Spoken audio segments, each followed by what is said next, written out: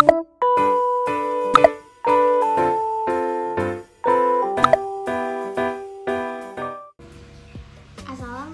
warahmatullahi wabarakatuh. Perkenalkan, nama saya Pelangi, perwakilan dari kelompok 3 yang akan mempresentasikan materi kategori komunikasi konvensional dan komunikasi strategis. Berikut adalah nama-nama anggota kelompok kami, yaitu pertama Atika Nuramalina, kedua Kalisa Lipna Azara, ketiga saya sendiri Pelangi Yunita, dan yang keempat Reno Darmawan. Definisi komunikasi konvensional. Komunikasi konvensional merupakan interaksi antara dua orang atau lebih yang saling menukar pendapat atau informasi baru, yang dimana orang lain dapat memahami informasi yang disampaikan. Biasanya komunikasi ini dilakukan secara langsung maupun lewat perantara. Ada dua macam atau jenis komunikasi konvensional. Yang pertama, komunikasi langsung yang dilakukan dua orang tanpa perantara. Yang kedua, komunikasi tidak langsung yang dilakukan melalui perantara atau media. Syarat-syarat komunikasi konvensional. Yang pertama, adanya dua orang atau lebih. Yang kedua, adanya informasi yang disampaikan. Yang ketiga, adanya alat untuk menyampaikan. Yang keempat, ada yang menyampaikan dan ada yang mendengarkan. Yang kelima, informasi harus jelas. Sarana komunikasi konvensional. Yang pertama, telepon genggam atau telepon kabel. Yang kedua, beduk. Yang ketiga, surat atau surat kabar. Yang keempat, kentongan, dan lainnya. Selanjutnya ada contoh komunikasi konvensional. Yang pertama itu ada orang sedang berbincang-bincang. Yang kedua, orang berkomunikasi menggunakan telepon. Yang ketiga, orang mengirim undangan pernikahan. Yang keempat, orang memukul beduk pertanda sholat. Dan yang terakhir, ada orang memukul kentongan berkali-kali pertanda bahaya. Selanjutnya ada komunikasi strategi. Definisi komunikasi strategi adalah perencanaan dan pengaturan yang disusun agar komunikasi berjalan efektif sehingga dapat mencapai tujuan yang diinginkan. Tujuan umum dari komunikasi biasanya adalah membuat komunikan memiliki makna yang sama terhadap pesan yang disampaikan, atau membuat komunikan memiliki pemikiran atau sikap seperti yang diinginkan oleh komunikator. Dengan kata lain, tujuan komunikasi biasanya untuk mempengaruhi orang lain. Selanjutnya ada pengertian menurut para ahli. Yang pertama ada menurut Taron. Ia mendefinisikannya dari sudut pandang interaksional. Menurutnya, strategi komunikasi adalah sebuah usaha bersama yang dilakukan oleh dua lawan bicara untuk menyepakati makna. Yang kedua ada menurut Fresh dan Casper. Mereka mendefinisikannya dari sudut pandang psikolinguistik. Menurut mereka, strategi komunikasi adalah rencana yang disusun secara sadar untuk menyelesaikan suatu yang dianggap permasalahan oleh individu dalam mencapai tujuan komunikasi tertentu.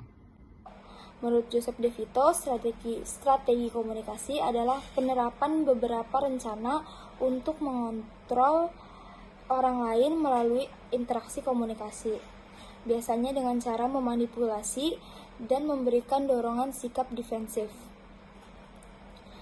Lalu, selanjutnya ada menurut Richard Dimbley dan Graham Burton. Mereka berpendapat bahwa strategi komunikasi adalah bagian pendek dari perilaku atau interaksi komunikasi. Lalu selanjutnya ada beberapa langkah-langkah dalam menyusun komunikasi strategis. Langkah yang pertama yaitu mengenal khalayak. Penting bagi kita untuk mengetahui siapa lawan bicara kita, dengan siapa kita berbicara, karena setiap komponen komunikasi yang kita gunakan disesuaikan dengan khalayak yang menerima pesan dari kita. Kemudian langkah yang kedua, menentukan tujuan. Tujuan sangat berpengaruh pada penyusunan komponen komunikasi. Beberapa tujuan komunikasi diantaranya untuk memberikan informasi, menyelesaikan masalah, bertukar pikiran, mengevaluasi perilaku, dan menolong orang lain. Lalu yang ketiga, langkah selanjutnya adalah menyusun pesan. Penting bagi kita untuk memilih kata-kata yang mudah dimengerti oleh khalayak, menggunakan berbagai simbol atau pernak-pernik untuk menarik perhatian khalayak dan juga lain-lainnya. Lalu yang terakhir yaitu menetapkan metode dan memilih media yang digunakan. Pemilihan metode dan media disesuaikan dengan karakteristik khalayak, tujuan komunikasinya, dan juga rangkaian pesan yang sudah disiapkan. Selanjutnya ada ruang lingkup strategi komunikasi.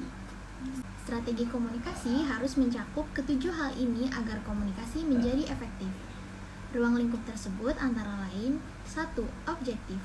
Strategi komunikasi harus objektif dan bisa mencapai keseluruhan tujuan yang telah ditentukan untuk dapat dipahami agar bisa menjadi panduan untuk bersikap. Kedua, inisiatif. Kita yang harus memiliki inisiatif untuk memulai, bukan merespons stimulus yang ada agar tujuan perencanaan komunikasi tercapai. Yang ketiga, ada konsentrasi. Susunan strategi komunikasi harus berfokus dan menerapkannya dengan konsentrasi yang cukup agar tujuan dapat tercapai. Selanjutnya yang keempat ada fleksibilitas. Seringkali berbagai hambatan muncul dan menghalangi tercapainya tujuan. Untuk itu, kita perlu menyiapkan berbagai rencana lain dan membuat rencana yang fleksibel agar dapat menyesuaikan kondisi di lapangan. Yang kelima, pemimpin yang berkomitmen dan berkoordinasi. Perlu ada seseorang yang dapat mengarahkan agar masing-masing elemen dapat berintegrasi dan terarah. Selanjutnya yang keenam, ada kejujuran. Memberi informasi yang jujur dan tidak mengada-ngada kepada khalayak adalah hal yang terpenting. Yang terakhir, keamanan. Memastikan bahwa susunan strategi memiliki rencana keamanan. Selain itu, rencana yang kita miliki tidak membahayakan siapapun. Selanjutnya ada teori komunikasi strategis. Teori-teori berikut ini merupakan teori komunikasi yang lebih mengarah pada memengaruhi komunikannya. Antara lain, 1. Campaign Communication Theory. Komunikasi kampanye adalah kegiatan yang dilakukan untuk memberikan dampak kepada khalayak dalam jumlah yang relatif besar pada kurun waktu tertentu dan melalui serangkaian aktivitas komunikasi yang terorganisir. Pada teori ini terdapat 2 poin yang menjadi ciri khas strategi komunikasi, yaitu memiliki tujuan yang jelas dan kegiatan komunikasi disusun atau direncanakan terlebih dahulu. Yang kedua, Communication Goal Theory. Teori ini menjelaskan bahwa dalam berkomunikasi, kita memiliki tujuan masing-masing. Goal adalah tujuan atau keadaan yang diinginkan, dicapai, atau dipertahankan oleh seseorang. Menurut teori ini, mayoritas komunikasi yang kita lakukan mengarah pada tujuan yang kita bawa masing-masing. Namun, selalu memikirkan tujuan kita saja tidak cukup. Perlu perencanaan agar tujuan dapat tercapai melalui interaksi. Yang ketiga, ada Interpersonal Communication Theory. Teori antar pribadi pada dasarnya digunakan untuk melihat bagaimana orang-orang dalam sebuah hubungan berbicara satu sama lain. Mengapa mereka memilih pesan yang sudah mereka tentukan, dan bagaimana pengaruh pesan tersebut terhadap individu. Yang terakhir, ada Negotiation Theory.